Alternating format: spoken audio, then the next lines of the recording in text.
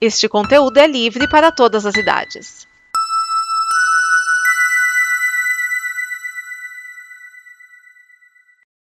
Pois é, quem diria? Este momento chegou. Esse é o The Mullet Show número 200. Por essa você não esperava, né? Agora você se prepara, porque vem aí uma abertura muito louca, tem um porco voando e a minha cabeça como se fosse um planeta com uma música totalmente nova. Quê? Não deu pra fazer a abertura nova? Não? Tá. Oh, ok. Então vai a abertura que você já conhece. Vai, vinheta.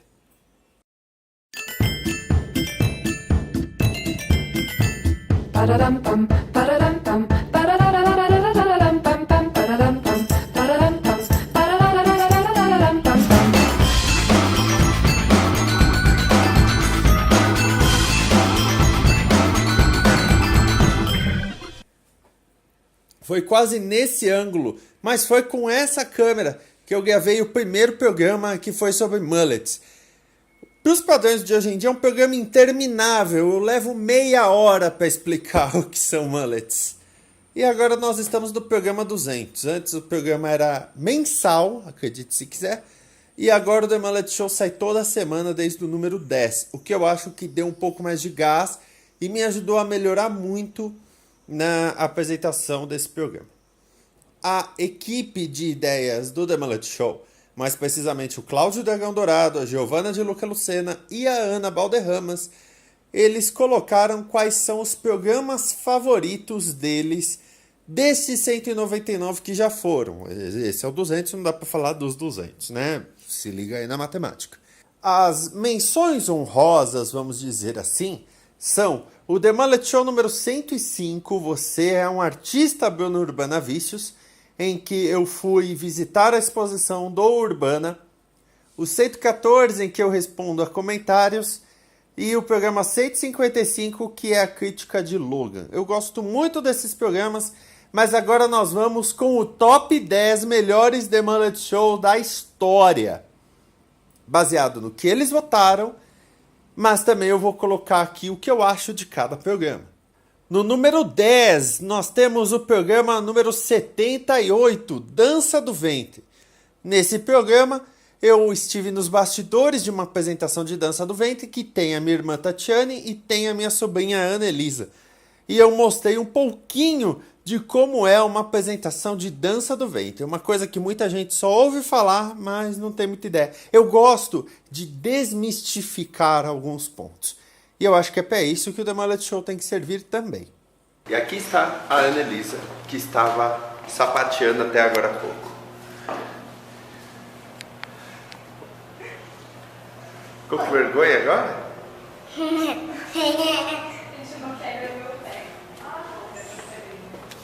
Oh, mas que banquete é esse que eu tô vendo aí no fundo, hein? Pode comer, é tudo seu.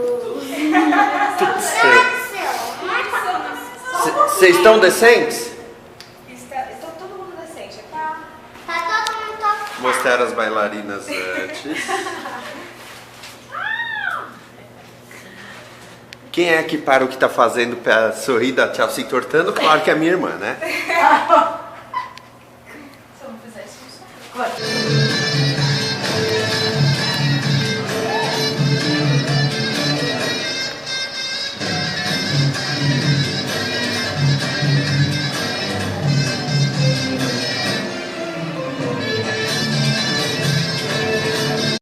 No número 9, tem outra desmistificação, que é o Código 101, que saiu no The Mullet Show número 101. O Código 101 tem a ver com o sistema educacional anglo-saxônico, e é isso que eu explico. Por que que nos filmes, quando vai ensinar o básico de história, escreve History 101? Tem um motivo. Faz parte de um código internacional de cursos universitários, e ele quer dizer o mais baixo nível. Ou seja, para você fazer culinária, você tem que fazer culinária 101 se você não sabe de nada de culinária. Mas de onde surgiu esse código?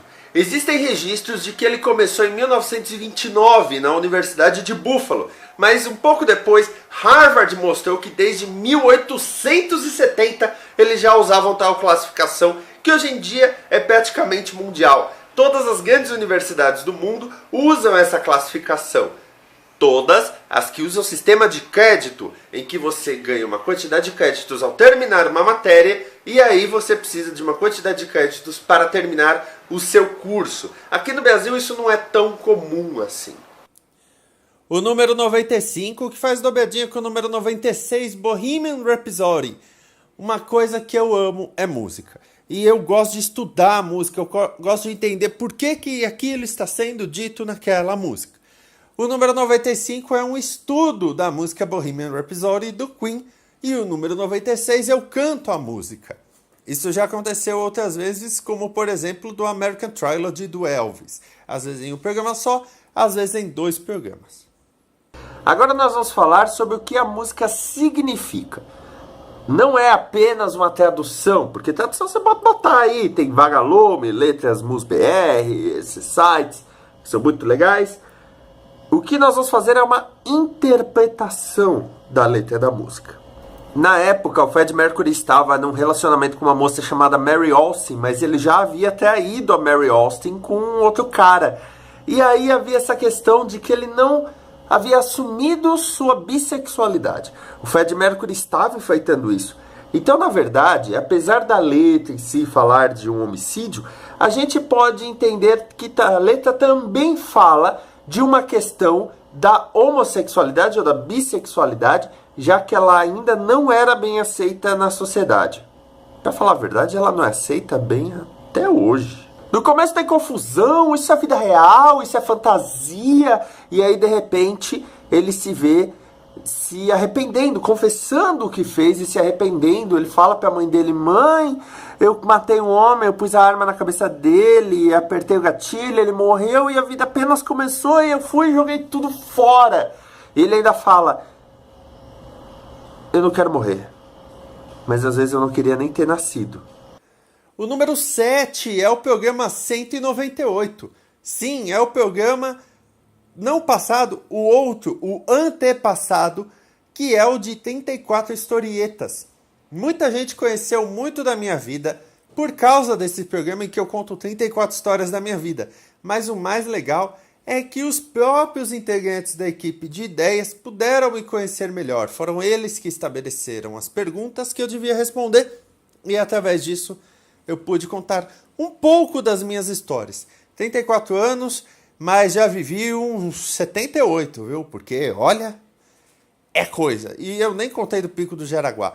Tem gente do SESI brigando comigo para que eu conte que Juliana que me deu um fora, né, quando eu tinha 8 anos de idade, né? Eu acho que deveria ser óbvio, né? Mas eu achava ela linda na época e ainda acho hoje. Uma grande amiga. Eu continuei não falando. Ai, Maria Isabel tá me xingando lá no WhatsApp agora. Suelen, Regiane, estão tudo me xingando que eu não respondi. O presente mais inusitado que eu já ganhei num aniversário foi o segundo, tá? Depois eu vou falar do primeiro, foi um berimbau. Eu ganhei um berimbau do Cão que Atende. E isso está registrado no The Mullet Show. Vá nos arquivos do The Mullet Show, porque tem o meu aniversário que eu ganhei o berimbau. Por que eu ganhei um berimbau? O pior, eu ganhei o berimbau do Cão que Atenta e ganhei um pau de chuva do Edson Oliveira. Né? O número 177 é da cobertura da Santos Comic Expo, mais precisamente Dani e as críticas. A Dani Marino fala de quadrinhos, estuda quadrinhos, mas por ser mulher é muito criticada, é muito atacada à toa. E este programa fala disso, eu converso com a Dani Marino sobre isso e é parte de uma coisa que eu amo fazer, que é cobertura de evento. Já teve Campus Party, já teve o Pix e eu sou frequentador, melhor dizendo, assíduo da Santos Comic Expo. Infelizmente, em 2018 não vai ter Santos Comic Expo. Eu espero conseguir ir para o FIC. Vamos ver se eu consigo. Porque conversando com os artistas, eles sempre têm coisas muito interessantes a colocar, eles são muito pontuais em alguns quesitos. É muito interessante não só ver a arte, mas também o que eles têm a dizer. E uma coisa que eu devo colocar que é muito... eu ia dizer interessante, mas na verdade chega a ser engraçada, né? Como eu até falei pra você hoje, deixa eu me focar um pouquinho, oi. Tem que me focar aqui nas minhas... cadê as crianças? Eu falo que a sociedade de hoje em dia funciona pra mim, o homem hétero, branco, etc. Ainda tem muito homem que acha que sabe muito mais do que você sobre assuntos que não tem como ele saber mesmo, né? Tem, só tem. Só tem! Eu acho o máximo quando um homem vem querer dizer pra mim como que eu devo reagir a uma situação que me aflige. Então, vamos supor, uma mulher está sendo estuprada numa história em quadrinhos e tal. Meu, assim, você pode ter muita empatia, o que for, mas você não sabe como aquilo funciona, como aquilo é um gatilho para quem tem que lidar com medo desde que nasceu. Então, nada do que você fale para mim vai me convencer, ao contrário da opinião que eu tenho em relação àquilo lá. Então, você não pode chegar para uma mulher e dizer que o que ela está falando é frescura ou que está exagerando. Você não sabe, você não está na pele dela para saber. Né? Então, tem muito. O que mais tem é o cara querendo falar que o que eu tô sentindo, eu não devia estar sentindo. Entendeu? Você não devia estar sentindo? Não devia reagir dessa forma, não devia me sentir assim, entendeu? Tô sendo exagerada. Meu Deus. Eu só penso assim por conta do meio que eu tô inserida, porque eu tô com a minha visão nublada pelas coisas, entendeu? Isso não faz o mínimo sentido, né? Se for parar pra pensar na real, né? Faz, mas e aí? A pessoa cresceu numa sociedade que o seu discurso foi sempre legitimado. Tudo foi feito pra você. Vem uma mulher e fala que você tá errado. O número 5 é o programa número 104, Pânico e Assédio a Cosplayers. Esse a Giovana ajudou, não só com a ideia, mas também porque uma amiga dela que é cosplayer dá o seu depoimento. Esse programa é muito legal porque o Pânico assediou cosplayers na CCXP e a gente fala até das implicações legais. No fim das contas, o Pânico foi banido da CCXP, esse nome enrola falando várias vezes, e acabou o programa no final de 2017. É bom, de vez em quando, parar, falar de coisa séria e principalmente parar para pensar um pouco. Nunca aceite as respostas prontas. Oi, galerinha do YouTube, tudo bem? Eu sou a Giovana. Estão comentando muito sobre esse negócio que rolou do Pânico na Band, na Comic Con, né? Sobre isso, falando assim como uma cosplayer, porque eu sou uma cosplayer, e todo mundo também tá falando isso, eu acho que foi uma falta de respeito, tanto com o cosplayer, como com o evento da Comic Con, porque eu acho que a Comic Con é um evento assim muito livre para todo mundo. Eu ouvi falar no UOL, foi uma reportagem escrita que eu vi, e eles estavam falando disso também, né? E eu concordo plenamente com o que eles falaram, que foi um absurdo isso, né? Onde já se viu alguém super estranho pega e lame você, sei lá, no meio de um evento. Se fosse, sei lá, um amigo, uma brincadeira, assim, a gente até releva, mas é uma pessoa, tipo, estranha, que tá te entrevistando e que tá falando de uma coisa séria, uma coisa que, sei lá, talvez você goste, um hobby ou um próprio trabalho, cara. Tem pessoas que trabalham falando de cosplay, fazendo cosplay.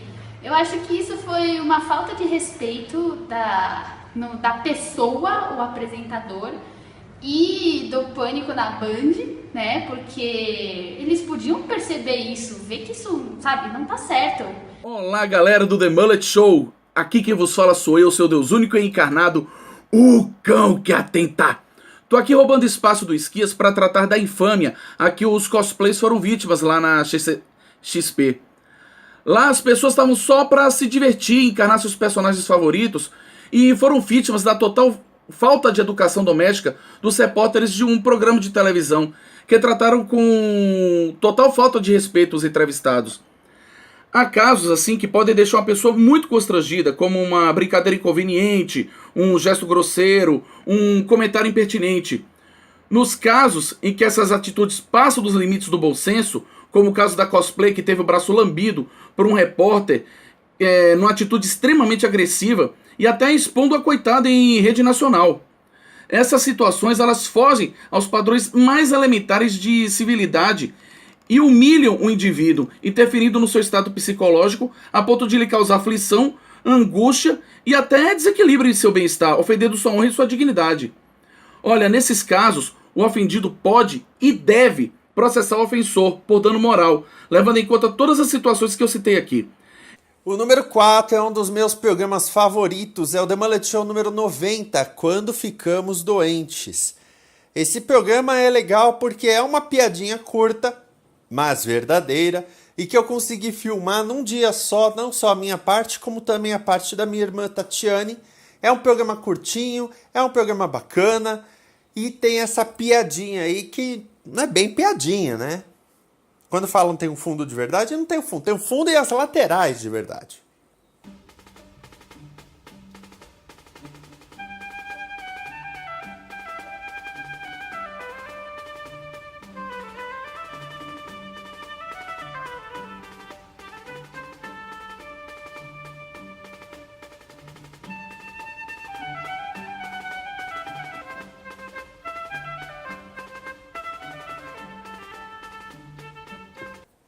O programa número 110 é um formato que eu bolei, eu adorei fazer e eu nunca mais fiz porque... Pra ver como são as coisas. Arquivo X, 7 fatos, é o programa número 110. Faz 90 programas que eu fiz. Bolei vinheta, tudo e pensei comigo mesmo. A cada 10 programas eu faço uns 7 fatos. Só que aí acontecia uma coisa, acontecia outra. Opa, essa pauta não pode passar, tem arquivo, tem não sei o quê. E nessas, foi o único que eu fiz até agora. Mas tá tudo guardado para eu fazer mais 7 fatos. Você pode dizer nos comentários que 7 fatos eu posso fazer. De um filme, de uma série, como preferir, de uma música. É só deixar aqui nos comentários. Mas por enquanto, pra ter ideia. Assim, falando sobre arquivos, eu ainda tenho coisa do Rio de 2003. Eu tenho programa que eu gravei em 2014 e não usei ainda. Eu falei 2003 do Rio? 2013, tá? JMJ. Mas eu tenho programa, por exemplo, com a Luísa, que acho que é 2016 ou 2017. Tem um programa super bacana com a Luísa Miller. Tem muita coisa legal, tem coisa sobre a igreja, de quando eu era ministro, eu não sou mais ministro e tá lá, enfim. Tem muito material bacana que eu ainda vou usar no The Mullet Show, tá? E os 7 fatos é um formato que eu adoro fazer, pesquisar, apresentar 7 fatos pontuais. Fato número 2. Durante os anos 90, Arquivo X virou tamanho fenômeno que aí... a editora Caras começou a lançar os livros de Arquivo X. Esses livros nada mais são do que novelizações de roteiros. A Verdade Está Lá Fora é o piloto. Custou R$5. E sim, R$5 era uma grana. O número 2, Enxame Mortal. E o número 3, Terrível Simetria, pra você ter uma ideia. São os episódios, episódio 1, episódio 2, episódio 3. A grande questão é que a editora Cara só ia lançar até o 8º. Então a editora Unicórnio Azul continuou. Esse é o número 10, Baratas Exterminadoras. Não, Guerra das Baratas. Guerra das Baratas, eu falei errado. Vinha com a fatia, ó, R$5 também. Chegamos no número 2, que é o programa comemorativo também. É o Draw My Life, programa número 150, em que eu conto alguns pontos da minha vida desenhando. Eu gosto de desenhar e eu consegui, graças a Deus, contar coisas diferentes entre o Draw My Life e o 34 Historietas, que faz perceber que a minha vida é meio insana.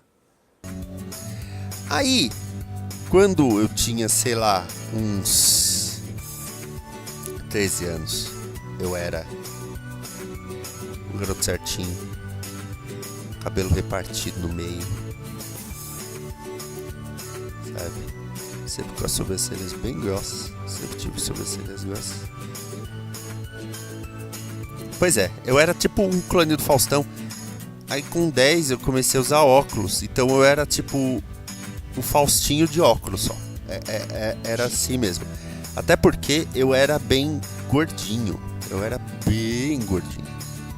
Tipo, eu sou gordo hoje, mas não proporcionalmente eu era muito mais gordo. Porque eu já tinha tipo 80 quilos. E eu não tinha uns 70 direito. E aí, quando eu tava, sei lá, acho que terceiro colegial, eu tive a minha primeira decepção amorosa. E o programa número 1 que eles votaram, a Giovana, a Ana e o Cláudio, aliás, é engraçado. Tirando o Draw My Life e esse, não tem um programa sequer que 2 deles tenham concordado. É o The Mullet Show número 61 sobre propaganda nazista. Esse programa me deu trabalho porque o Google decidiu que eu estava fazendo propaganda nazista. E não, eu estava alertando. Quando você estuda comunicação, a propaganda nazista é uma das melhores formas de convencimento como caso de estudo. Por isso que eu fiz esse programa, até para alertar. Estamos em ano de eleição, isso vale para qualquer ano de eleição, e se o seu candidato fala que o seu país tem que ficar acima dos outros, que uma classe é melhor do que a outra, por qualquer motivo, financeiro, cor da pele, religião, se liga. Se o seu prefeito, o seu governador ou o seu candidato a presidente de repente fala que por ele ser de uma religião, ninguém mais tem direito a comemorar qualquer coisa que ele considere errada, como o carnaval, se liga, porque tudo isso ainda cai na máquina de convencimento nazista. Então, esse programa, que eu vou colocar um trecho maior do que os outros, é um aviso. Se ligue. Porque se você não decide as coisas, começam a decidir por você.